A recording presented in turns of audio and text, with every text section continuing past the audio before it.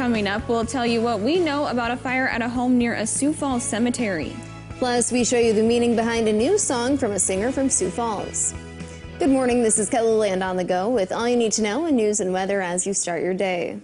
Crews in Sioux Falls are investigating an early morning fire near Woodlawn Cemetery.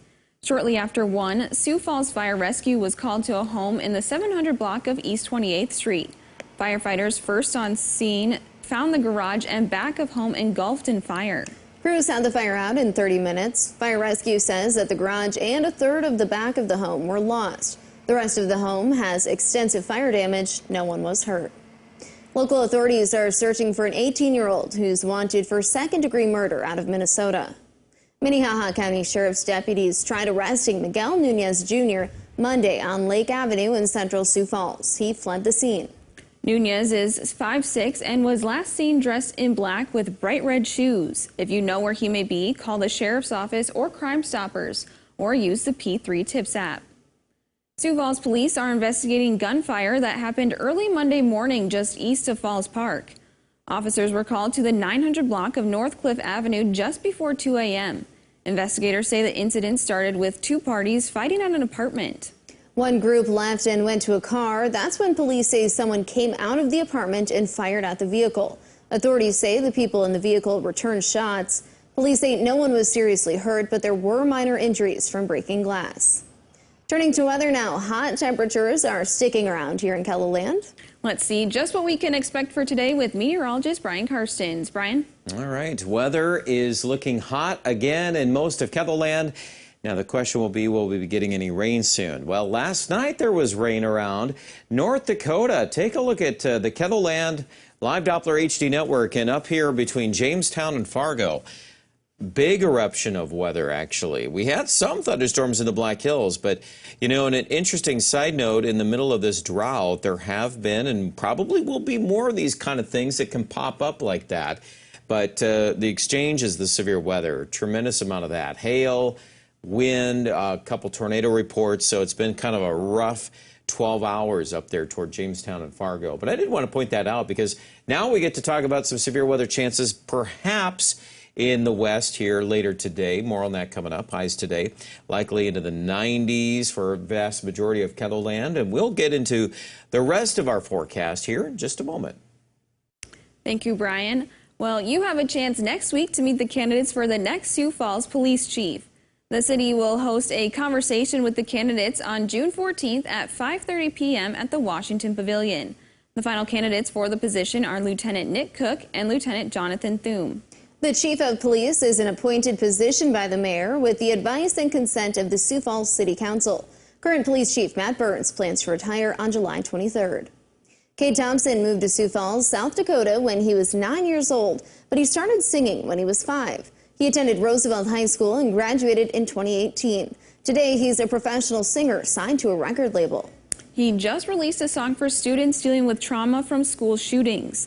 The song is rooted in his own experience when there was an active shooter threat at his sister's school.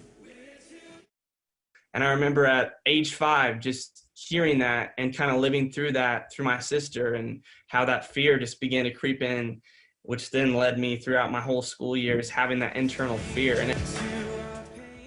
During his senior year at Roosevelt High, the school underwent a lockdown due to an active shooter threat.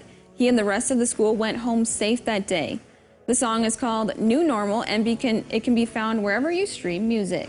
And that's a look at some of our top stories. Now let's get one last look of your weather with meteorologist Brian Karstens. All right, weather today, well, hot conditions continue. A lot of folks here in the 90s. We are expecting thunderstorms to develop in the far west here for tonight. Let's have a look at how FUTURECAST plays this out. There's your wind, all these little streamlines there. That's that prevalent southerly or southeasterly wind, and it just cooks things again. So that rain is welcome news for the west. The problem here is the sustainability of any organized line of thunderstorms. Right now, the positioning on that might hold it together closer to Pier. We could see some of that, but the farther east we go, the lesser chance of that being the case. So keep your eyes out for something around Chamberlain if you're as far east as Mitchell, it just may not have enough energy to get to that point. But that's what we anticipate tonight. Now, tomorrow, another couple cells could flare up in the central. I'm not expecting widespread rain out of that. I think that's very isolated in nature as we get into Wednesday night. Now, Thursday, that's a little different piece of news. Thursday night into early Friday morning, we have a severe weather risk. Now, that starts in western South Dakota. We would anticipate that the storms, as they move east, will be losing some of their punch. But initially, these things could involve hail, wind, even a tornado threat. It is June. It is severe weather season. So even in the middle of drought talk, we're going to have a couple of those stories to weave in here. 7-day forecast. So we're going to consolidate around that one chance of organized rain, at least that 50% outlook in Sioux Falls Thursday night, early Friday. Behind that front, we're going to see the temperature drop. The humidity will drop.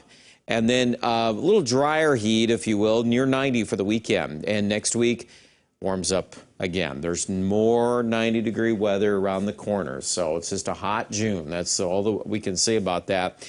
Aberdeen also, this chance of rain Thursday night, Friday morning is there. We drop from 100 to 84, so it is a front. It's going to help out a little bit there. But again, it tends to go back into the 90s next week. And we see that in the Pier 7-day forecast. 60% chance, though, of thunderstorms Thursday night. And also tonight, there's going to be at least a conditional, 20, maybe 30% chance of rain, but it originates from that activity out west, which is in that forecast for tonight. And then for Rapid City, another chance on Thursday. Check out the details with our weather online at KELOLAND.com.